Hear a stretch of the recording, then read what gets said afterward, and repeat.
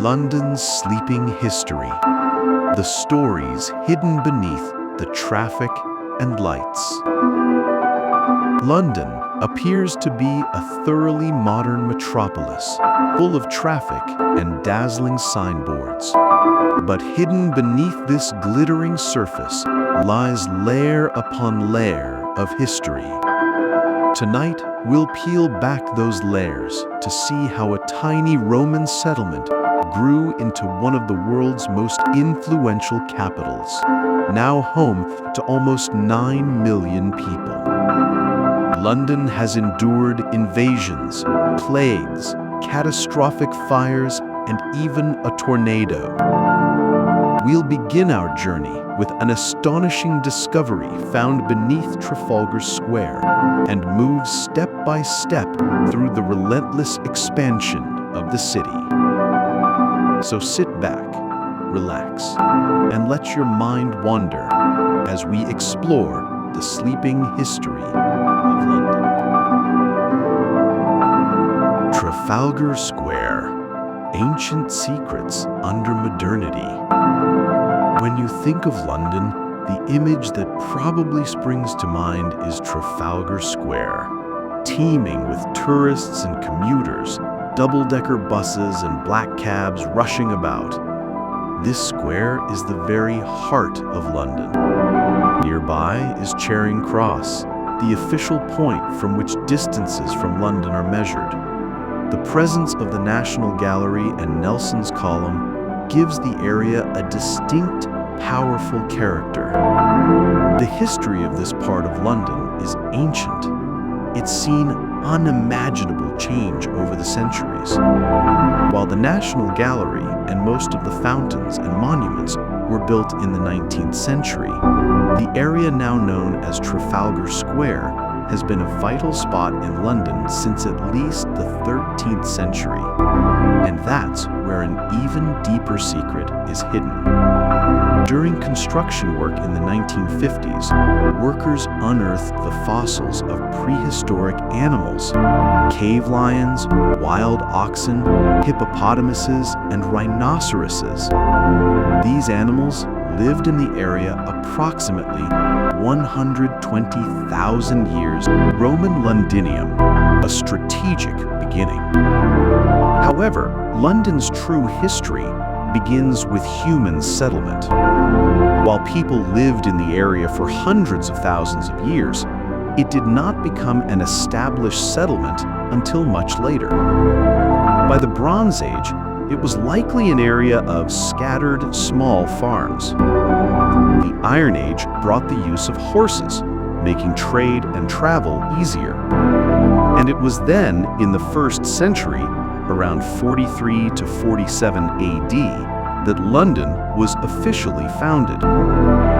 When the Romans conquered Britain, they needed a strategic location on the Thames River. They chose an area on the north bank and named it Londinium. In a sense, the history of London truly begins with the Romans. Londinium was a small place, roughly half a square mile, about the size of today's Hyde Park. It was situated where St. Paul's Cathedral now stands. Located on the tidal section of the Thames, it was easily accessible by both land and sea, making it the perfect spot for a port. Londinium quickly grew into a vital Roman trade hub. By the 2nd century, the population had swelled to about 60,000 people. The city was flourishing. Its basilica, law court, and government building was one of the largest structures north of the Alps. Another key construction was the London Wall. Started around 200 AD, it was over 2 miles long and encircled the city. Parts of this wall can still be seen today near the Tower Hill tube station. Londinium was an incredibly diverse and cosmopolitan city. DNA analysis shows that residents came from mainland Europe as well as the Middle East and North Africa. While some came seeking opportunity as soldiers or merchants, others were slaves brought forcibly by their owners. Discrimination was also a frequent part of the city's history. Decline and the Anglo-Saxons, the birth of Londonburg. By the early 5th century, the Roman Empire was in crisis. In 410 AD, when the British requested military aid from Emperor Honorius, he refused. This marked the end of the Roman era in Britain. Without Roman wealth and protection, Londinium gradually fell into decline, eventually becoming an abandoned shell of its former self. After the Romans left, new settlers arrived. They were Germanic tribes, later known as the Anglo-Saxons. Instead of occupying the derelict Roman city, the Anglo-Saxons chose to settle outside the walls, to the west. By the 7th century, a new London was established, called Londonwic, London Trading Town. Like Londinium, it was strategically located on the north bank of the river, in the area of modern-day Covent Garden. In the late 9th century, under the reign of Alfred the Great, a major shift occurred. To better defend against Viking raids, the settlement moved back inside the protection of the old Roman walls of Londinium. This became the new city center and was named Londonburg. For simplicity, we'll simply call it London from here on. The Anglo-Saxon period can be seen as a new beginning for London. The city's population, at its peak, was no more than 15,000, only a quarter of Londinium's size. It was a modest trading center, often under threat. In the early 11th century, a Viking attack led by Olaf II of Norway may have destroyed London Bridge, an event some believe inspired the famous nursery rhyme, "London Bridge is falling down." Westminster and the Norman Conquest, a new seat of power. In 1042, Edward the Confessor became King of England. A deeply devout Christian, he ordered the construction of a vast new church to the west of London. That church would become Westminster Abbey. He also built a palace nearby to oversee the work. Westminster was established as a crucial center, both religious and political. The city was beginning to creep westward. Upon Edward's death in 1066, the struggle for succession culminated in the Battle of Hastings. William, Duke of Normandy, known as William the Conqueror, became King of England. This marked the start of a new era. Within the next decade, William began a major construction project, a strong stone tower on the east side of the city. This was the White Tower, the first building in what became the Tower of London. The tower was a fortress, a royal residence, a treasury, a prison, and the home of the crown jewels. If you wanted to control the country, you needed to control the tower. Medieval London. Filth, plague, and prosperity. During the early medieval period, the population grew rapidly. From around 30,000 in 1200, it surged to 80,000 by 1300. It was England's most populous city and one of Europe's largest. This growth was fueled by immigration. Merchants from France, Denmark, and Germany sought commercial opportunities. However, the period was also marked by ongoing anti-Jewish violence, and by the end of the 13th century, the Jewish community was expelled from the city. A dark side to the history of this increasingly global city. A major negative side effect of the growing population was sanitation. Medieval London was extremely unsanitary. Streets were filled with mud and waste, and open sewers often ran directly into the Thames. Despite some attempts to clean up the city, London remained filthy and polluted for centuries. Apart from the poor hygiene, medieval London was also a city of splendor, with great palaces, houses, and churches. Old St. Paul's Cathedral was reconstructed after a fire in 1087. By the 14th century, the new St. Paul's was one of Europe's largest and most beautiful churches, though it was not the one we see today.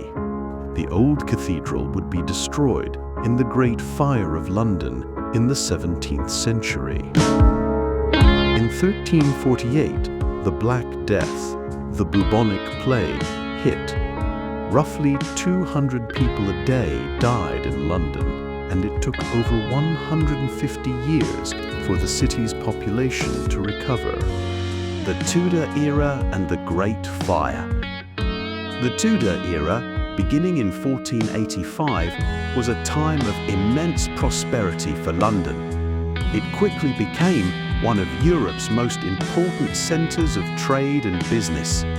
Despite recurring outbreaks of plague, the population continued to grow, soaring from 50,000 to 200,000 during the Tudor period. A key factor in this growth was increased immigration, including many Protestant refugees fleeing persecution in Catholic countries like France and Spain. Because of concerns about morality and public health, large crowds could spread the plague. Playhouses were banned within the City of London limits. Theatres had to seek locations outside the city walls. One famous example was the Globe Theatre, built in 1599 in Southwark, on the south bank of the Thames, where the plays of the gifted local writer William Shakespeare were performed. In the mid-17th century, the city faced immense challenges: the English Civil War, the Great Plague of 1665, and the Great Fire of London in 1666.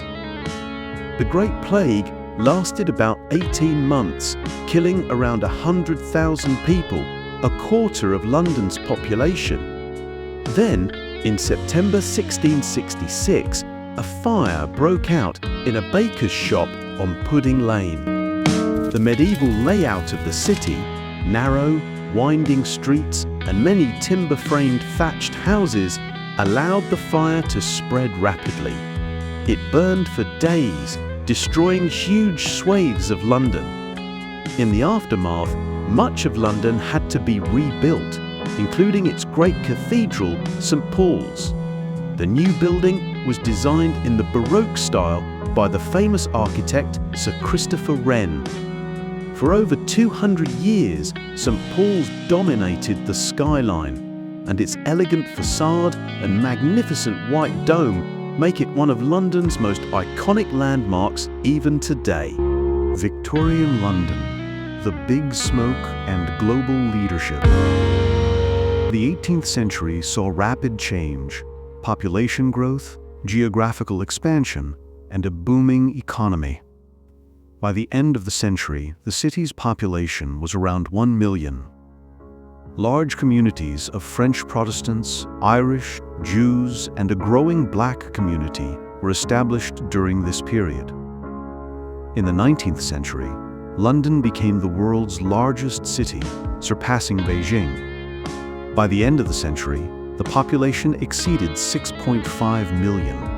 This incredible growth was fueled by natural increase and massive internal migration from Britain, as well as immigrants from Ireland, especially after the famine, France, Italy, and Germany. Victorian London was plagued by air pollution from factories and domestic coal fires, earning it the nickname the Big Smoke. The sheer scale of poverty and slum housing captured in the novels of Charles Dickens was another massive problem. However, the 19th century saw real attempts to solve these issues. The development of the railway, driven by the Industrial Revolution, was one of the biggest changes. The idea of running trains beneath the ground to ease street congestion seemed a perfect solution. Work on the Underground began in 1860, and it opened a few years later. While other cities' underground networks have since surpassed it in size, London was the pioneer of the world's first metro system. Britain was at the height of its empire, and its capital was a global city. London was the center of international trade and finance, attracting migrants, merchants, and tourists. Iconic landmarks like the Tower Bridge, Big Ben, and the Houses of Parliament were constructed during this period. 20th century to today is marked by the two world wars. World War II, particularly the German bombing campaign known as the Blitz, was devastating. An estimated 30,000 Londoners were killed, and 1.5 million people were made homeless. By 1939, London's population was enormous, around 8.6 million, though it had already been overtaken by New York City as the world's largest. In the decades following the war, the population declined as many Londoners moved to surrounding towns and villages. However, the population began to rise again in the 1990s as London became a global financial hub, offering job opportunities and a high standard of living. Today, nearly 9 million people live in London, and the population has become even more diverse. It is estimated that over 300 languages are spoken in London, making it one of the most linguistically diverse cities in the world. The city's skyline, still featuring historic structures like St. Paul's Cathedral, is now dominated by new skyscrapers such as the Shard, a 95-story giant. While no longer the world's largest city, London remains one of the most important and influential capitals in terms of finance, culture, and tourism. London has changed countless times over the centuries, repeatedly rising from the ashes of destruction.